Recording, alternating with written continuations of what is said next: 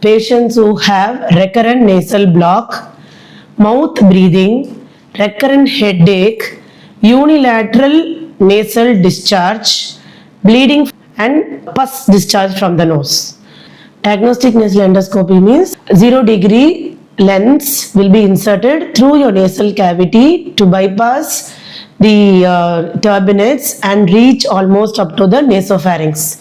So, anterior rhinoscopy with a torch light cannot give complete details of the nose. CT scan can give you the bony image of the nose.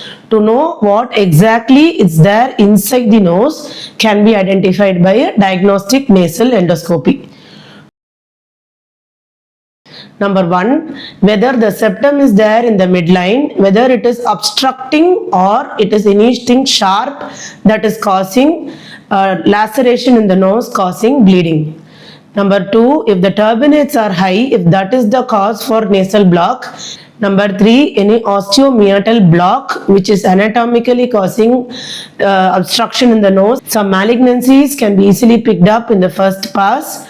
Then adenoid, the exact picture of inferior turbinate, middle turbinate, superior turbinate, septum, adenoidal area, nasopharynx, eustachian tube opening can be seen exactly through nasal endoscopy. Procedure is performed after taking consent. 4% lignocaine with either adrenaline or nasal drops is kept in the nose for 20 minutes. We decongest the nose and pass the 0-degree telescope into the nose. It is a 4 mm telescope which will not cause any trauma to the nose.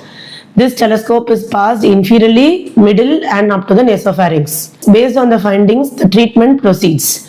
We confirm our findings with the CT scan findings and we come to a conclusion whether the patient develops nasal block due to allergic sinusitis or non-allergic sinusitis, or is there a septal deviation that is causing them epistaxis, or is the kid just made trauma in the nose that is causing epistaxis. This will be identified by correlating the nasal endoscopy findings with the CT scan finding. It is a basic preliminary test for any ENT procedure or ENT diagnosis.